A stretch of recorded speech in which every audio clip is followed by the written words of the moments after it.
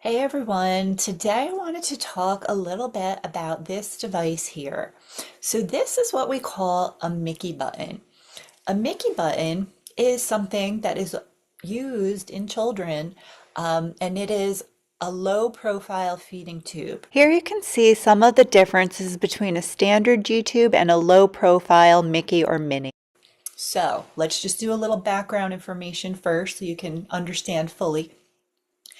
A child will have a feeding tube if they cannot basically eat enough, if they can't get enough nutrition by the normal oral route through the GI system. In contrast to parenteral nutrition, which means the nutrition is being given through a vein, enteral nutrition goes into the GI system. So they will have a surgery to place some type of a full feeding tube or a Minnie or Mickey button.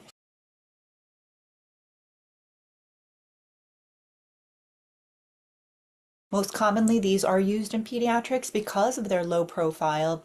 You can't really see them under clothing, and the child can basically sleep and roll around on it, and nothing's going to happen. Basically, into the stomach, or so the gastric pouch. A feeding tube goes directly sometimes into the gastric pouch. You can have a feeding tube that goes into your small intestine or jejunostomy or a gastrostomy. And usually they're inserted by a surgical procedure or percutaneous endoscopy. Here's an example of different ways that we can put tubes into the stomach or the small intestine. The child will have to have likely anesthesia and a surgical procedure. Once a stoma is created by the surgeon, then we can put all different types of tubes in. In the old days, we had like a tube structure with a balloon on it. Buttons also have a balloon on them. So now you don't want to fill the balloon through the top here. This is where the food goes, okay? So that is not where you want to. The balloon port actually says BAL on it, so that is the balloon port. And you'll notice that is where your syringe can fit in. You need to confirm every week that that balloon is filled with the proper amount. We need to know, is there fluid leaking out of it? Or, did someone overfill it? What's going on with the balloon? Is it going to be able to work and keep the Mickey button or Minnie button secure in the patient? So FYI, the difference between Mickey and Minnie really quickly. The Mickey is a little bit larger. The Minnie is more flush to the stomach. So again, they can roll and it's hidden easily under clothing more conveniently. A Minnie also glows in the dark, which is amazing, and it glows really well. So if you're doing a night shift, if you're a nurse and they have a Minnie, you will notice that it glows very, very well. So regarding the actual feeding process, on the top here, you're going to see 16 French. That's the size of the tube, the lumen of the tube in there, and 1.5 centimeters. So that is the length of the whole button. So they're all slightly different size depending on the patient. So just know what those numbers are. Mickeys and Minnies have something called an extension set. So the feed will be hanging and you will have a tube, and then you can prime this with food or you can prime this with the flush, whatever the flush is ordered. So if you look here, we have our 60 ml syringe. You see a lot of 60 ml syringes because they fit right here in the extension set. So we can prime it. We can do all sorts of things. There is a clamp here, so make sure this clamp is clamped. And really, to insert this is very easy. Depending on what you're doing, you may be venting a patient or releasing air in the belly. You may be feeding them. You may be giving meds. So make sure your tube is primed or not primed, whatever is needed. So basically, to insert the extension set into the feeding tube, you need to line up the two little black lines. This goes straight in, and then you can loop it around to lock it. And just make sure you give a gentle tug to make sure that it is locked in when you start a feeding, because you don't want feeding spilled all over the child in the middle of the night. So and then to remove it, again, you just flip this around and line up the black lines and then pull it straight out. So it's really actually very easy to use, but at first it can be very intimidating for new nurses how to go about this. Also note on the extension set, you have a tiny port and you have a big port. These are also labeled if you read very closely on the devices. Well, some brands do, I'm sorry. So this one, this big one here is for the food and this is usually for meds, but make sure you confirm that with your patient. And here, so things you might need to do. You might need to hook up your syringe. You might need to open your syringe and hook this up here, and you may need to release gas. So you insert this, you open your clamp, and you will hear little bubbles come out of here. I would be prepared with a basin of some type. I would be prepared with a basin as well as towels because what can happen is they can cough and the pressure can overflow this. Just try your best to avoid that. Anytime a feed is running through this tube, you want to make sure that they are sitting upright, even though it's not going in their mouth. There's a high risk. So you want to make sure that they are sitting, at 90 degrees or 45 degrees while the feeding is running into their stomach. They still have to digest. We still need this to flush the normal way. There is a very specific method to give medication through a G-tube. Also, flushes in the proper amount given at the proper time are very important. Here are some supplies you may see in kits, as well as ICD-10 codes. So the stoma. A stoma is any type of a hole that is surgically inserted somewhere in the body for something like a G-tube. You may have a colostomy stoma, you may have a G-tube stoma, you may have a trach stoma, etc. So that stoma, we need to assess the stoma. Is the stoma healthy tissue? Is there any bleeding? Is there any issues with the actual stoma? And then we have the skin around the stoma. So the skin around a stoma is called the peristomal area.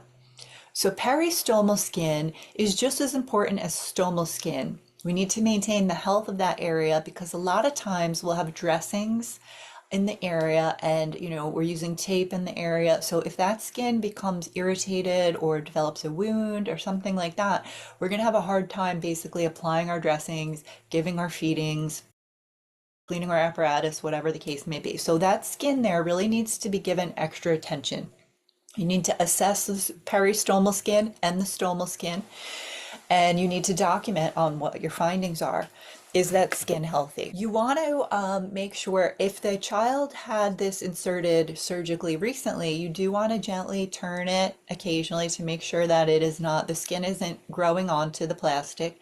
And you also want to change the dressings per the doctor's orders and continue to assess the skin for infection, irritation. A lot of times children will get bad irritation around here, around that peristomal skin, and that's something we really, really want to prevent. So we want to really monitor that skin closely, cleanse it with warm soapy water gently or whatever the doctor ordered. Apply maybe a nice gauze, something like this with a slit in it, a slit drain sponge or a fenestrated gauze is ideal to prevent breakdown of that area. Some patients don't like to use a gauze. It depends on what, again, the doctor ordered. You may have to aspirate stomach contents. There may be a question of, is the G-tube in the proper placement? So if you need to aspirate stomach contents, you would insert your extension set, have it locked, and then you're going to pull back. So you're going to unclamp and you're going to pull back at least 5 ml, and then you're going to be able to test that with pH strips. What is the pH? The stomach should be acidic, so 3 to 5, 5 at the highest. Like lung secretions are basic, those are more like 7, but the stomach should be like 3 or 4 actually. So, but it depends on when they ate, what they ate, all these things, all these factors.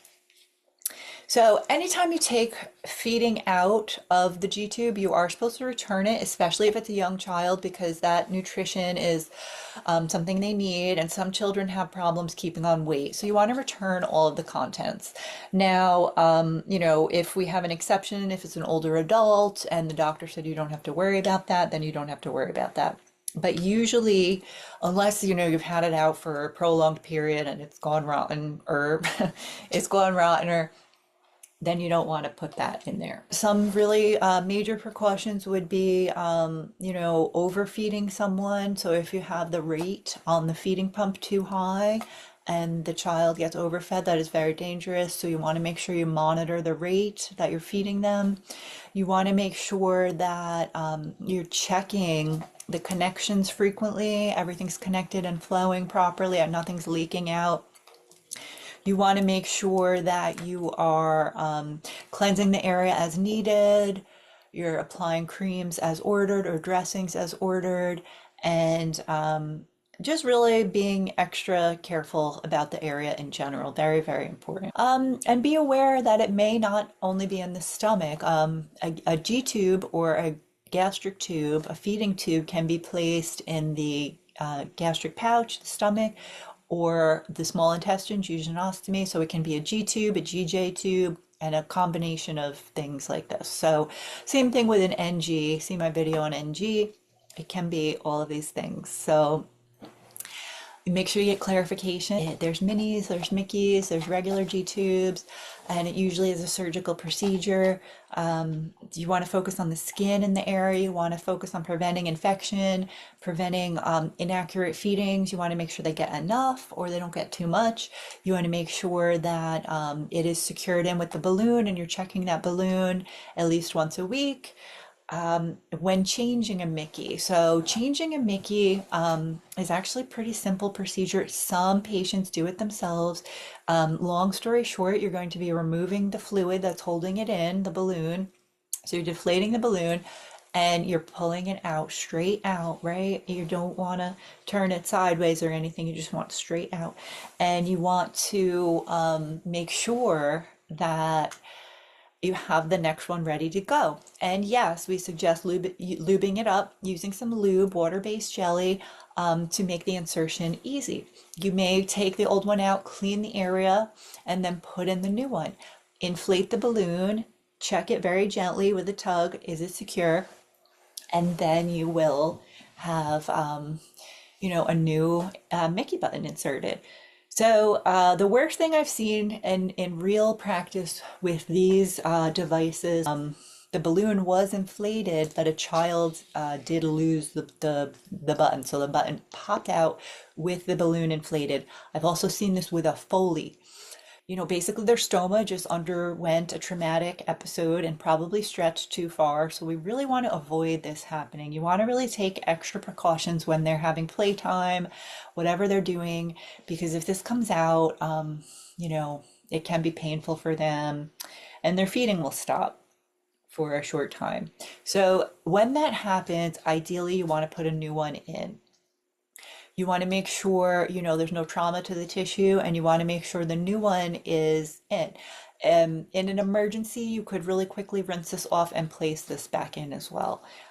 Clean it off thoroughly, warm soapy water, but ideally you want a new one at that time. So that's my tutorial on Mickeys and Minnies. Any questions, please leave them below.